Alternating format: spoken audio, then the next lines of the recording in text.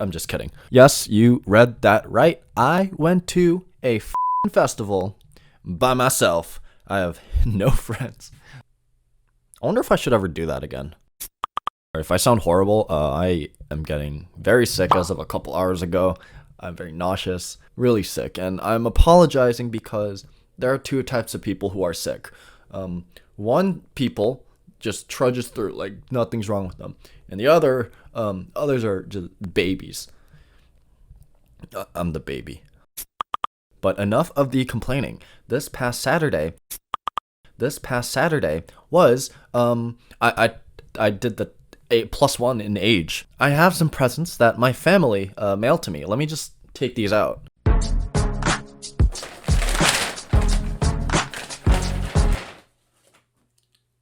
Actually, this is like first merch though. Maybe I should like hang it somewhere in the back. Yeah, give me a sec. Oh, there's one more.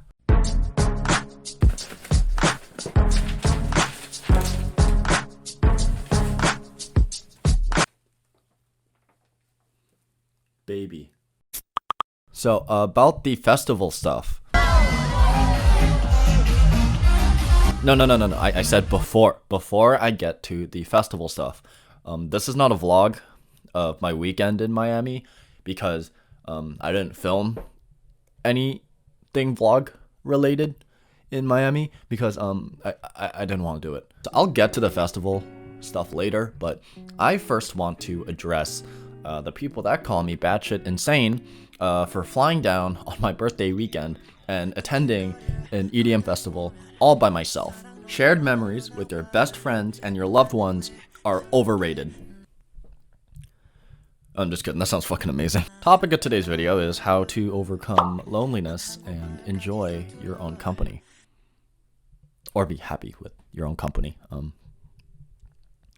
Whatever's in the title. Loneliness was a constant feeling in my life for a really long time. I used to be one of those really sad boys. Slander level sad boys. Millennium level sad boys. You're not happy with yourself. You don't enjoy your own company.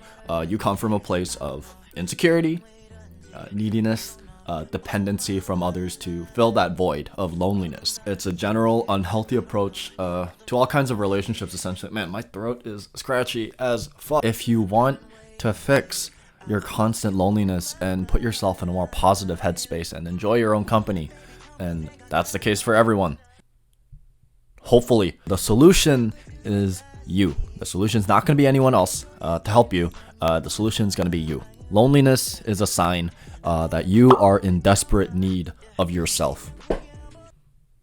I had to put the photo there because I stole that quote from someone.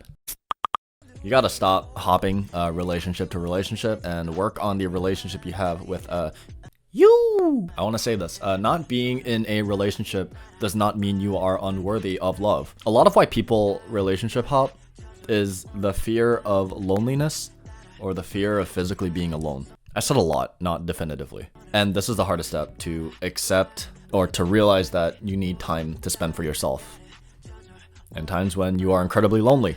Invest in yourself, in time, money, compassion, because how people are going to treat you will complement how you treat yourself. So I want you to be your own best friend, unless your own best friend does not want to be your best friend.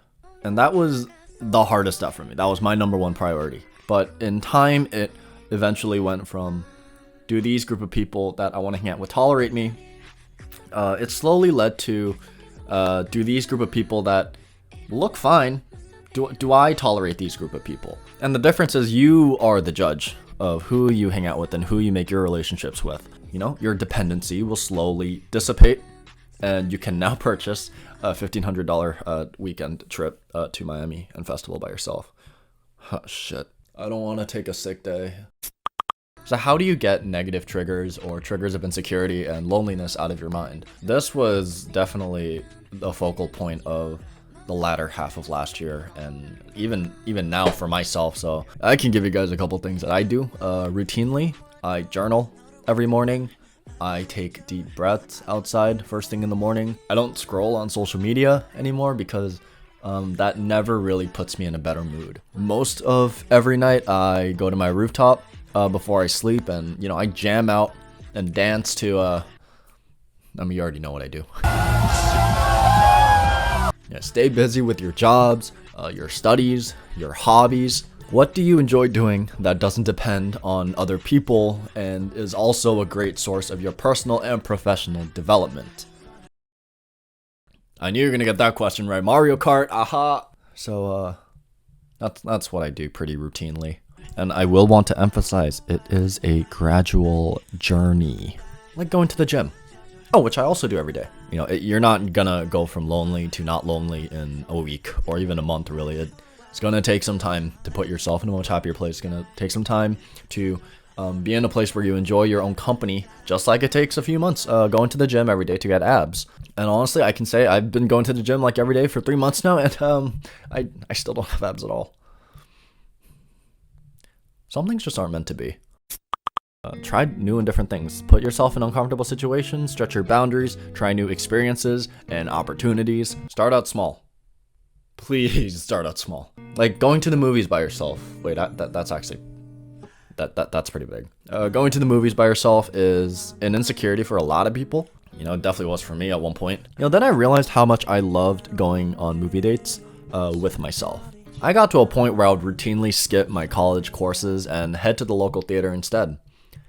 And that's a lot of money wasted in the trash on my education. And stuff like that. Restaurant dates, hikes, walks in the park, going to the library, gym, and something big could be like going to a festival by yourself. Alright, I will address the elephant in the room. The intention was not to go by myself. I tried planning it with some friends months beforehand, and then plans changed, scheduled conflicts happened, and by that point, I had already booked my ticket and my flight, and everyone else backed out. But by the time that I was ready for myself to go to Miami, I knew whether I went with friends or whether I didn't go with friends, I still knew that I was going to have the time of my life.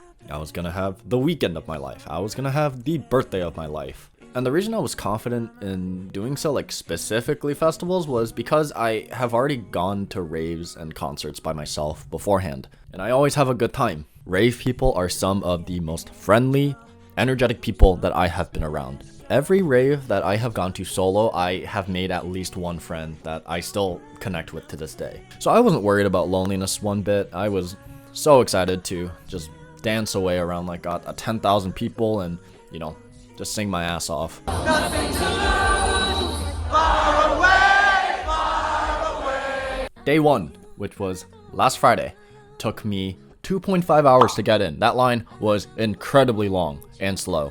I missed most of that day, but I was almost late to the lineup that I really, really wanted to watch, which were, in order, Alesso,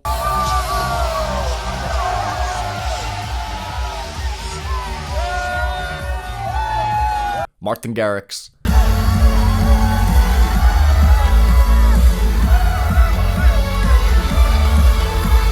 and Kygo.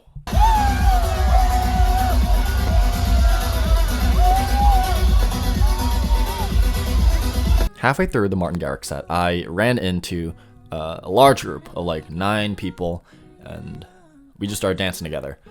When I told them that I came here by myself, we started socializing together and dancing, and when I told them that I was turning 24 in a few hours, they let me in their group, basically. And we all just sang our lungs off to the rest of those sets.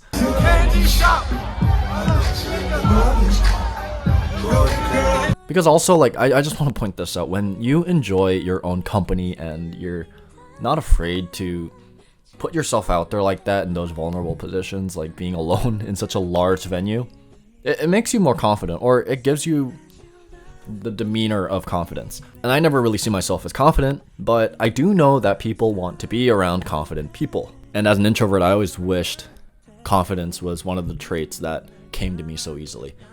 And I'm working on it still. It's really hard. Yeah, you guys know. So, day 2. I came in a lot earlier because I was not going to wait 2 hours. This time it was like 30 seconds. I had a lot of free time, so I just roamed around the place and, you know, listened to some DJs that I wasn't too familiar with. And then I met up with that group. We congregated to the main stage, and then all in sequence. Some of my favorite DJs, Tiesto,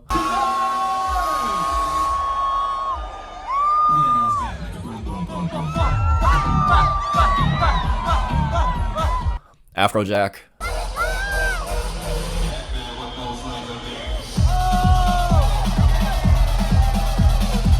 DJ Snake, Turn down for what? my absolute favorite, Millennium.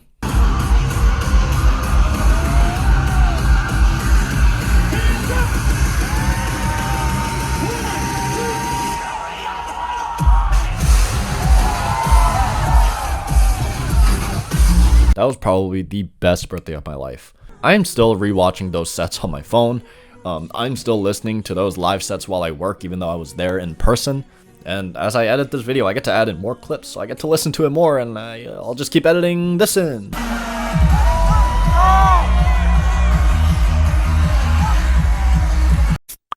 So day 3 was kind of weird for me because there wasn't really anyone I was absolutely stoked to see. But the overall highlights that I watched in the main stage was David Guetta,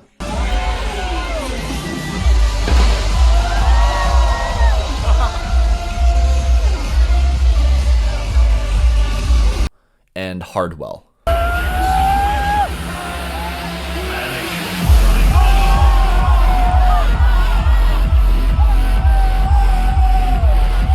But it didn't really matter because by the 3rd day I was completely comfortable with everyone around me. I think what made that experience and that weekend overall so amazing is that had I gone to Ultra with my group of friends that I already knew, I would have been much more restrictive and much less open to talking to strangers. Because when you have your group, like, why bother, you know?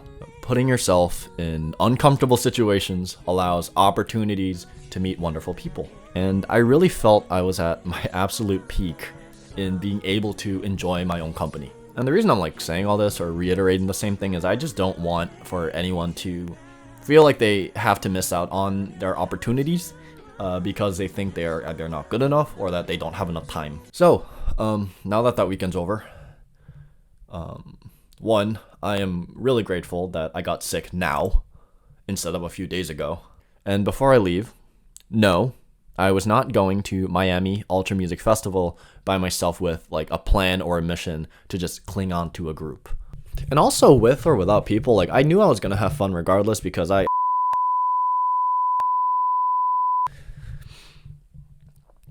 will give money to whoever knows what I just said. My head is getting hotter by the second.